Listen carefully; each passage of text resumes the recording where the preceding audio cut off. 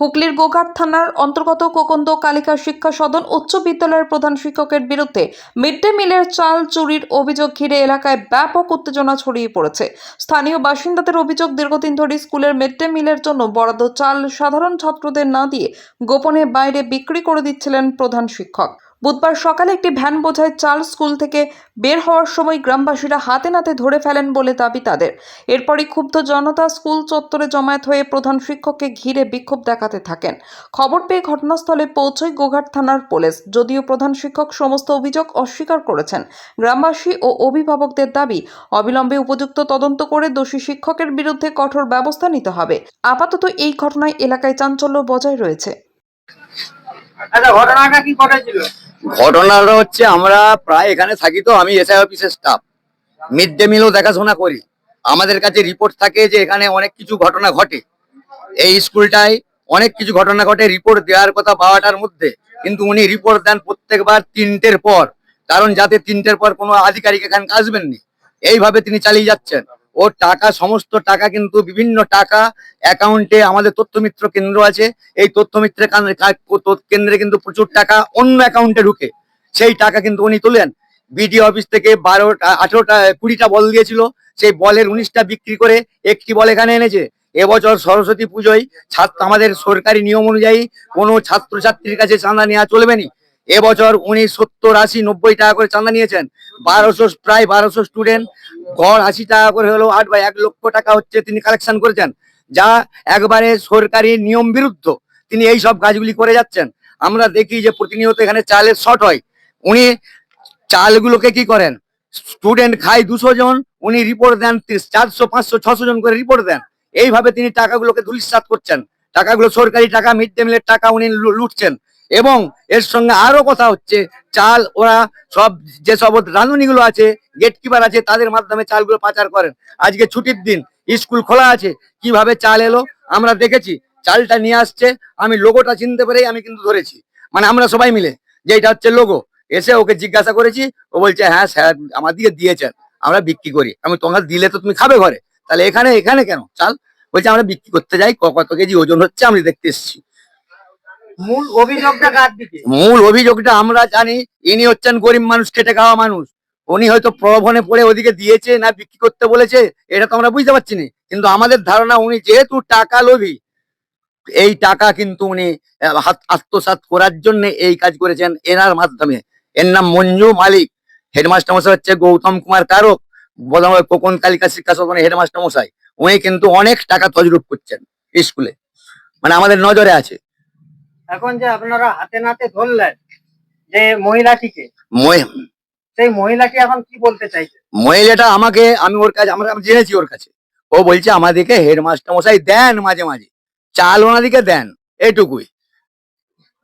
আমরা কিন্তু বুঝতে পারছি, যেহেতু বিক্রি দেন হলে খাবে, চাল দিলে তো খাবে, তাহলে বিক্রি করতে যাবে নি তো, তাহলে গরিব মানুষ বিক্রি করতে যাচ্ছে, ওদের হাতে এইভাবে বিক্রি করে চালগুলো, আমরা এইটুকু বুঝতে পেরেছি। আপনারা এখন কি চাইছেন? আমরা চাইছি হেডমাস্টার মশাইয়ের অপসারণ এবং উপযুক্ত শাস্তি। এইরকম চোর হেডমাস্টার মশাইয়ের উপযুক্ত শাস্তি চাই, ওনাকে এখান থেকে বহিষ্কার চাই, এবং আইন অনুযায়ী যা যা সাজা, ওনার সমস্ত সাজা হওয়া উচিত। আগের হেডমাস্টার মশাই সমস্ত ধরনের অপকর্মের সঙ্গে উনি যুক্ত থাকেন। আগের হেডমাস্টার নারায়ণ বাবু ছিলেন, কি সুন্দর মাস্টার মশাই। এলাকার সমস্ত মানুষ ওনার কাছে কোনো অ্যাটেস্টেড করতে গেলে তিনি না দেখে সই করে দিতেন। কিন্তু উনি হচ্ছেন 5 বার 7 বার ঘুরাবেন, এমন মেজাজ দেখাবেন যে তিনি এই গ্রামের মানুষকে, এলাকার মানুষকে চেনেনই না। গার্জেনকে, প্রত্যেক গার্জেনকে 14 বার। এই সেদিনে একজন আমার কাছে অভিযোগ করছে যে আমার একটা ওবিসির কাগজ আছে, সেইটা অ্যাটেস্টেড করাতে গেলাম স্যারের কাছে, বলছে আমার আমলে তো পড়েনি। তাহলে উনি চেয়ারটায় বসে আছেন, কার আমলে এই স্কুলে পড়েছে, তাহলে ওর আমলেই পড়তে হবে নাকি? যিনি চেয়ারে বসে থাকেন তাকে সব আমলেরই কাজ করতে হয়, এটুকু হচ্ছে আমরা জানি, সবাই জানেন।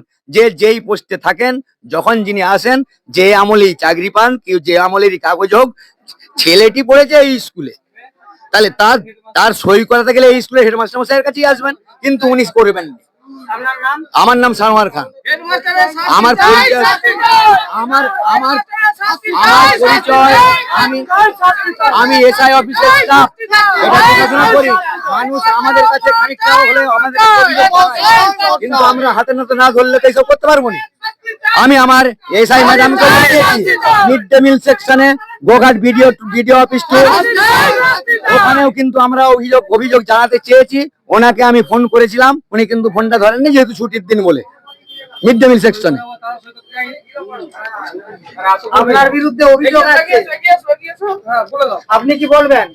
চালটা কোথা থেকে তোলেন? আমি স্কুলে ঝাড় দেওয়ার সময় আমাকে বলা হয়েছিল যে টাকাও দিবে বা 2 কেজি 4 কেজি করে চাল দিবে।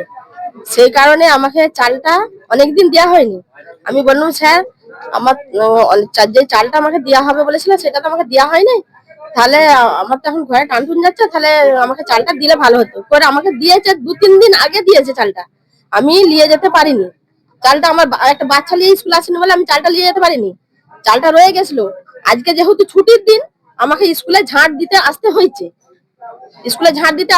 সেই কারণে আমি বললুম যে স্যার যে দাদা ফাল্গুনিদা যে থাকে দাদা, তাহলে আমার তো চালটা দেওয়া রয়েছে, আমি কি আজকে নিয়ে যেতে পারি না? তোমার তো দেওয়া রয়েছে, তুমি নিয়ে যেতে পারবে না কেন? আজকে চালটা তুমি নিয়ে যাবে, আমি পরিষ্কার করতে এসেছিলাম সেই কারণে আমাকে চালটা দিচ্ছে। আমি কন্ট্রোল থেকে ময়দা ফয়দা কিছু পাইনি, আমি যেহেতু সুগারের রুগী, প্রেসারের রুগী, আমাকে ময়দা রাত্রে রুটি খেতে হয়।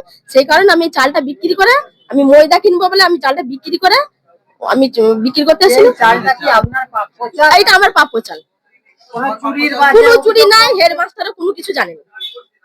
এটা আমাকে, আপনার নাম? আমার নাম মঞ্জু মালিক। আপনার পরিচয়?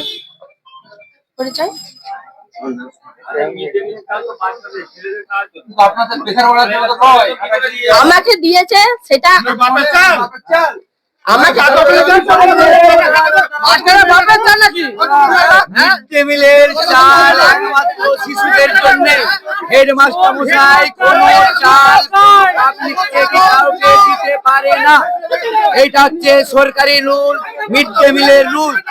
1 কেজি চাল বিক্রি করতে পারেননি, 1 কেজি চাল কাউকে দিতে পারেননি। প্রশাসনে অভিযোগ দায়ের করবো, এবার আমরা দায়ের করবো।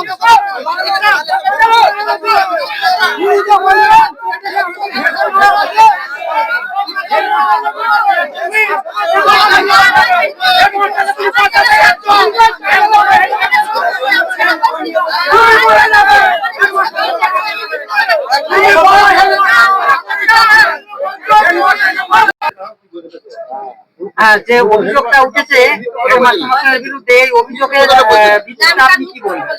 অভিযোগের ভিত্তিতে বলবো বলতে হেডমাস্টার মশাই যেই থেকে এসেছে এই কোপন আমাদের শিক্ষা সদনেতে স্কুলেতে, ও শুধু চাল চুরি নয়, চাল চুরি এবং পঞ্চায়েতের যে বিল্ডিং এর রড থেকে আরম্ভ করে যাবতীয় কিছু, এবং ওর সাথে ওর মানে ও হচ্ছে পুরো একটা এই সামনে ইলেকশনের মাঝখানেতে ও টোটাল যেই থেকে এই যে এখানেতে ও একটা রাজনীতির চক্রান্ত করে। পুরো সামনে ইলেকশনের সময় এই যে ঘটনাটা ঘটালো, ও যে পুরো একটা বিজেপির দালাল। ও কোনো পঞ্চায়েতের, আমাদের পঞ্চায়েতের সরকারি যারা স্টাফেরা আছে তাদেরকে প্রধান থেকে আরম্ভ করে ও কাউকে কেয়ার করে না, ও পুরোটা হচ্ছে বিজেপির দালাল। ওর সম্বন্ধে আমাদের এখানকার লোকাল যে বেল আছে, জনসাধারণ আছে, তারাও কিন্তু ওর প্রতি বিরাট ভাবেই ক্ষুব্ধ। পক্কা একদম পাক্কা চোর ওইটা। ওর এখান থেকে অবসরের প্রয়োজন আছে। ও কোনো মানুষকে কেয়ার করেনি, পুরো বিজেপির দালাল। এই ইলেকশনের মাথায় তুই এই চক্রান্ত করে এই ঘটনাটা ঘটিস। কোন স্কুল? কোন বালিকা শিক্ষা সদন, আপনার নাম? প্রসেনজিৎ খাড়া। হেডমাস্টার কি কোন টাকা